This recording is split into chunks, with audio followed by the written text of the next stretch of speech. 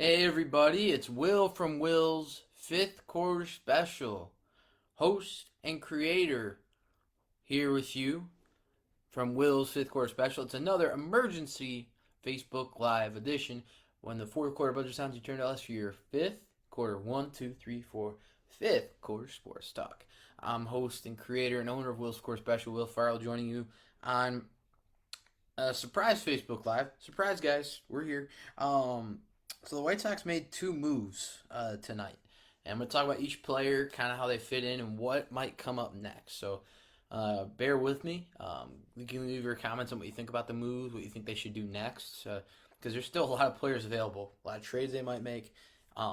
We have heard reports that Craig Kimbrell might stay with the club this year, which, considering what they gave up to get him, might not be a bad choice, but you'd have to get him to fit into a better role. Um, than how he was last year. So this is according to Ken Rosenthal, Jeff, and Bob Nightingale. Bob Nightingale broke the first signing of the two, so we're going to give him the proper credit. He reportedly shared that the Chicago White Sox have signed former Los Angeles Dodgers reliever Joe Kelly, power arm, former Los Angeles Dodger who helped them in a World Series a few years ago to win in a pandemic year back in 2020, 2021, to a 2-year contract. So Joe Kelly is joining an already strong and stacked White Sox bullpen on the south side of Chicago. Really great move. I like that move a lot. I think, bullpen was something they definitely need to figure out with Michael Kopech moving over into the rotation this year for the first time. And of course, we're going to probably add more pitching. I know Rick Hahn in his presser talked about that, but you also have other things to look at, and they're, second base, right field, things like that. And I really think Craig Kimbrell will get traded. I mean, I know they're saying one thing, but things can change, But Joe Kelly, really good arm. I like his effectiveness. Every reliever is going to have their good games and bad games, but I really think he has experience, especially in the postseason, that he's going to be bringing to the White Sox organization, the bullpen. He's in his 30s, so it's not like we're getting a 28-year-old or 24-year-old here. He's around in his early 30s. But just looking at his stats right now, give you guys a brief intro into the new White Sox reliever, 33-year-old from Anaheim, California. And, he spent some time with the Cardinals and the Red Sox and the Dodgers. So just looking at Joe Kelly last year, 2021-2022 season, he played 48 games for the Dodgers. He only gave up 14 earned runs, and I like these totals a lot. He got 2 wins, but 50 strikeouts. He was kind of used as a middle reliever. The Dodgers had Blake Treinen, who they still have in the organization. Their current former closer, now free agent, Kenley Jansen. So they had a lot of pitchers to use. Corey Knebel. So Joe Kelly was more like your middle relief type pitcher, in game situations. 286 ERA, really good stuff. But 50 strikeouts with a whip of .98. And that's in 48 games, only giving up 14 earned runs. So I really like those totals. I think getting him for a 2-year deal like that, we don't know the money yet specifically reported, but we'll share that on our social media as things unfold for both White Sox and Cubs. Cubs have made a few moves, and we shared that on our social as well. Anything big comes for the Cubs or for the White Sox, we'll be doing blog posts, live streams just like this. So Joe Kelly, I think, a really good move for the White Sox. Now, this is literally 5 minutes after that. We saw news breaking of another Chicago White Sox signing. It's former Cubs player, prospect, I believe. Former Pittsburgh Pirate, Detroit Tiger, National, and Oakland Athletic. 2-time MLB All-Star is now going to be at second base for the White Sox. Josh Harrison.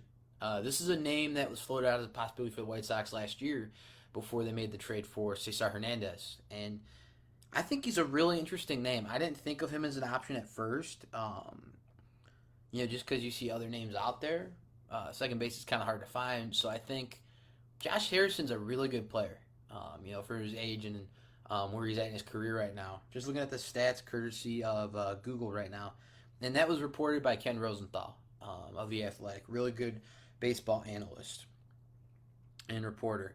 So he played 90 games last year before the trade deadline with the Washington Nationals. Then he was traded at the deadline to the Oakland Athletics. So he batted .294, 6 home runs. He's more known for contact hitting. So he had 38 RBIs, struck out 50 times, and 94 hits with 39 runs scored for the Nationals. That's pretty good total for a year after pandemic for a 34-year-old infielder. And he can't. He's a little bit like your Luis Garcia type. I wouldn't compare him to that, but by that I mean Will score special fans. He could play more than one position. You could throw him in the outfield as well, and I think that versatility is good. But he's probably going to be more at second base. That's where he's played primarily in his career, is second base, and that's what I'm really keen on right now for the White Sox case. I think it's a really good addition because one of the things the White Sox have talked about is improvement on defense. That was definitely a big deal in the infield last year. We saw Cesar Hernandez, decent bat, very streaky, but not the best defender sometimes, which is why he's no longer on the White Sox. That's why they didn't give him the option to bring him back. Larry Garcia is back, but he's more a utility player for this team. He can fill in when players are injured and everything. Not ready to start at second base. I don't think. I think he's not the starter type, but he's a great role player for this team and in the clubhouse. And I like him in that role as well. A good guy, been with the team for years, but I like him more only in that role. I think the one thing to me that stands outside from those stats about Josh Harrison is defense. What I was just mentioning, the White Sox are looking for. You add that into an infield that has pretty solid defense from those other three: Tim Anderson, Yoan Moncada, and Jose Abreu. So this is a veteran that could slide right in there and fit into what the Sox are trying to do defensively. Eloy's working on that defense. Robert's got pretty good D. Yasmani's defense is even keel sometimes, kind of hard to predict, but another good player. So I like this signing for the White Sox. I think it's a really good move. It's a one-year deal reported by Ken Rosenthal, $5 million for this upcoming season, and then there's a team option for the next year. So that's a really good option for the White Sox. So, hypothetically, maybe they get a different guy that's starting second base, and they want to keep Josh Harrison. That gives them that option, and that's pretty good affordable contract to find for second base. And now the question being, what's going to happen next? We don't know what else the White Sox are going to do. They could use right field help, some more pitching options. But I really think this is a really good thing for the White Sox. The White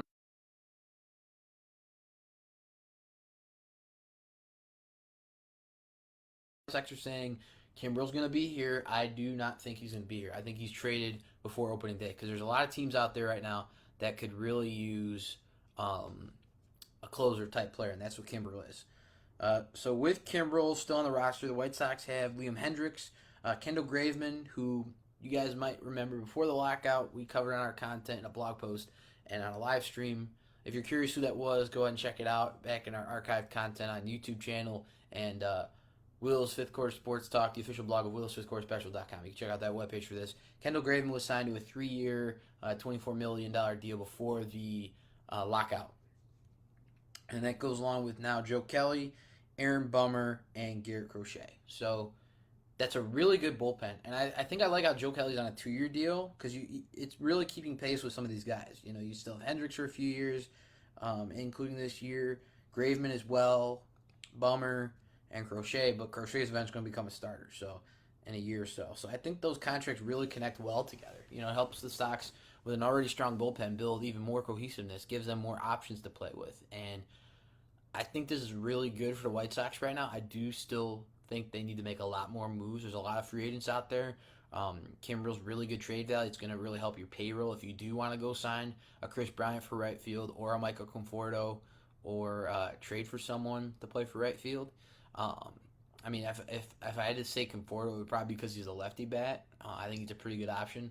So we'll talk about that as it comes closer, but keep tuned in with Score Special Fans. This just broke in the evening. You never know what's going to happen. So we'll be with you here every step of the way for White Sox and Cubs content, but on this Facebook Live, it's all about White Sox tonight as they have 2 new players joining the Southsiders and the defending 2021 AL Central Division champion White Sox, Joe Kelly and Josh Harrison. Welcome from us at Will's Core Special. We congratulate Josh Harrison and Joe Kelly on their new deals with the White Sox. From us here at Will's Core Special, we wish both of them the best of luck in what will be their upcoming and new White Sox career as they report to their new teammates in just a few days. So when the fourth quarter buzzer sounds, you turn to us for your fifth quarter sports talk. This has been another Facebook Live edition of Will's Core Special.